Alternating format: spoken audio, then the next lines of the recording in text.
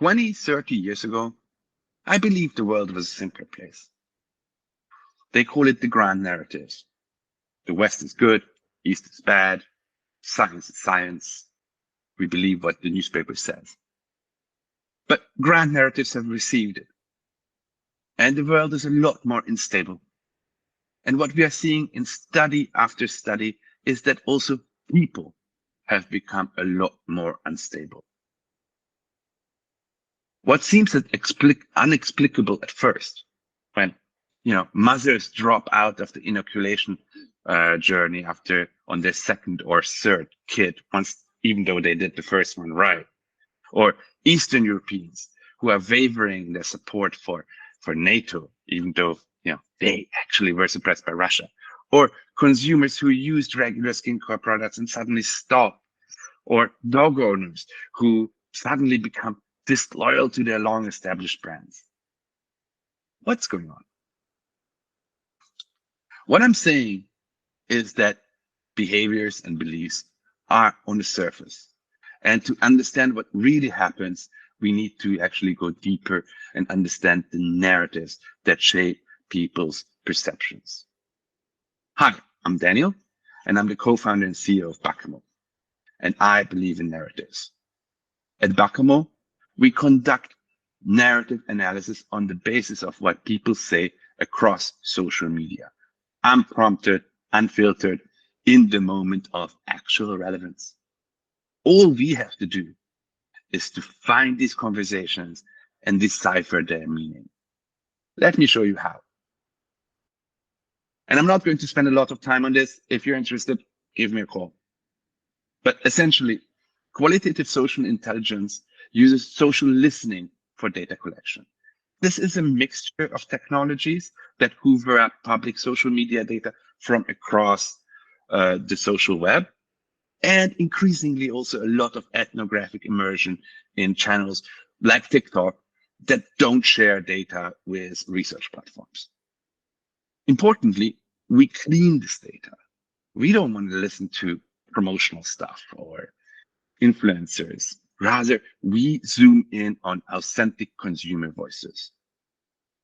And despite all the advances in AI, actually, this still remains a manual task.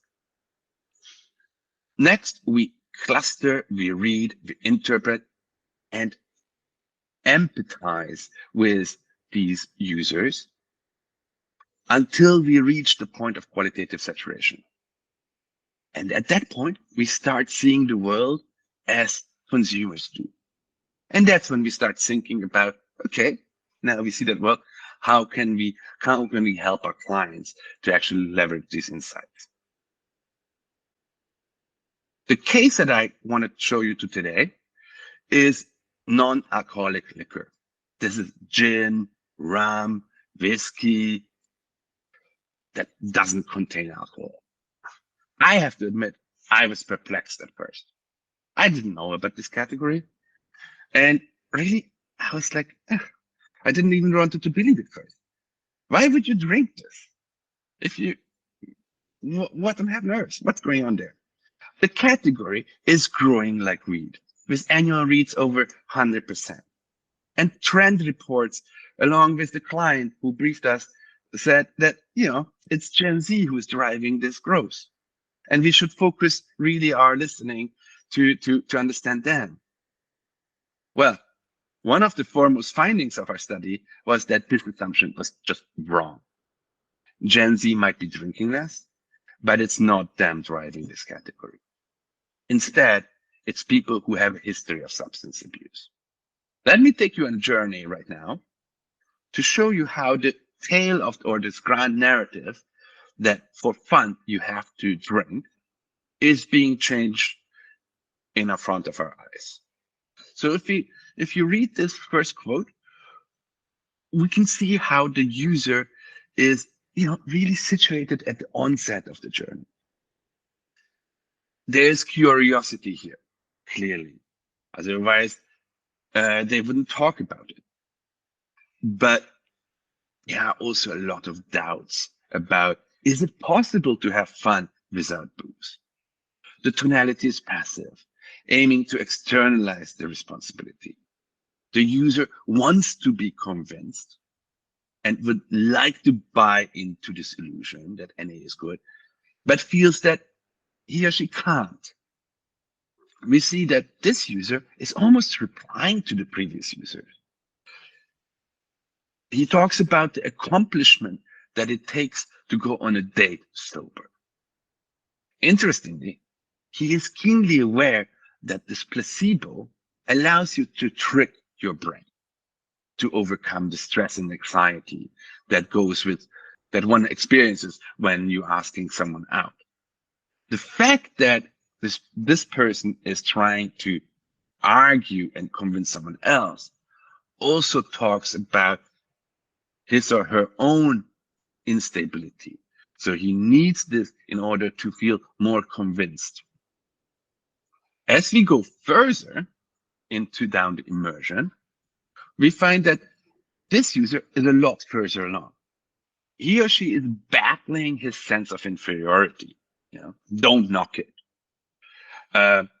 There's a strong defensive stance and usage of rationalization. Enjoy the taste, but not the buzz, clearly. But the idea of the illusion offers relief. A little more fun. So this next quote is one of my favorite ones because it's so deep in a way. This person basically replaced his addiction. He replaced his drinks, he replaced his friends, but the addiction stayed. And his wife still hates it. He fully bought into the illusion of the product that allows him to return to his habits, right? So he is anxious to get home and to mix a drink. And instead of meeting his friends at the bar, he replaced them with online friends of a community of people who are mixing and drinking together online NA drinks. The final destination of this journey, and we see two outcomes here, is either the arrival or the defeat. The arrival, happy Sunday, we see this user actually coming out. She left the confines of her home, went to a concert, and despite the anxiety of having to drink at the concert, she actually managed to stay sober and feels empowered and relieved. It's worth noting that Katy Perry is not an accident here. She is actually one of the icons of this NA movement, and having launched her own brand of NA liquor. On the other side, we see failure. We see that this user sees the benefits, wants to do it, but can't. He is yearning for the real thing. The illusion is not good enough. So when we do this type of research, we ingest hundreds and thousands of comments and investigate them in this very way. And what you see here is basically the work in progress when we've clustered and moved things around and tried to figure out, okay, what are the themes, what are the triggers, but how does it come together? And when it comes together, we get these lenses through which you can look through, and it gives a special meaning or a unique, distinct meaning of NA, of the category. And that's when we find, okay, these are our narratives. So we found 5 narratives, and I'll quickly talk you through them. Probably the most important one was pride. In this narrative, consumers are fighting against the perceived discrimination, the stigma. They are trying to liberate themselves. They are attacking people who don't have an A on a house party, celebrating the icons, including Katy Perry, or really being happy about the many new sober bars that are opening up across the US. They really advocate for their rights. If we move on to the forget narrative, which is also very significant, the way this narrative works is that if you forget that this is a fake drink, then it allows you to forget that you have an alcoholic past. It allows you to live the ritual, to enjoy and have drinks in the evening, do the mixing. People exchange recipes, talk about ingredients. They really live the illusion. The emotional crutch narrative really talks about using this product, using these bottles and the mocktails and drinks in a fight to control your alcoholism, to moderate your consumption. It helps them in the reintegration, potentially going out and having something. It's a safe option. When we get to the disguise narrative, we are seeing basically a space where people really share and talk about their anxieties. For example, a typical scene that is described in this narrative is where a consumer goes into a bar, maybe 10 minutes before a company party starts, to order him or herself an NA drink so that the others don't see it, that he or she can blend in and not invite discussions about himself. Bartenders are extremely important in this because they become sort of the object of fear. And then finally, we have the rip-off narrative. This is a very emotionally charged narrative where consumers rip into the brands and the products and try to vent their frustration.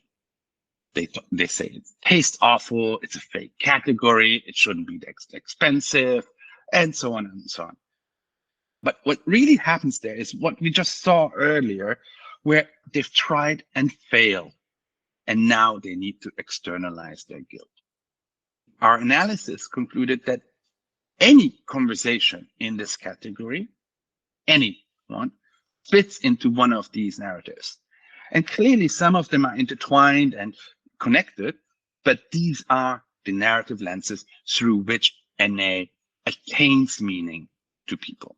So how did the client use these narratives? For example, the pride narrative was used to craft messaging around the state of sober socializing, which means the client ran a small survey and used it to publicize and become part of the community, to really spearhead the movement, to become one of the advocates in this community. Another example was all the anxiety that we found in the disguise narrative. The client decided to leverage that by reaching out to bartenders and creating a program for bartenders to help them make better mocktails and be more respectful to the community. And I could go on. What I want to say is that, in closing, is that we live in an unstable world.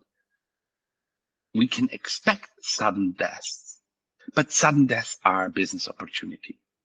And narratives are a way to answer the questions that you didn't know you even have. I hope you have a lot of questions, and let's go discuss this.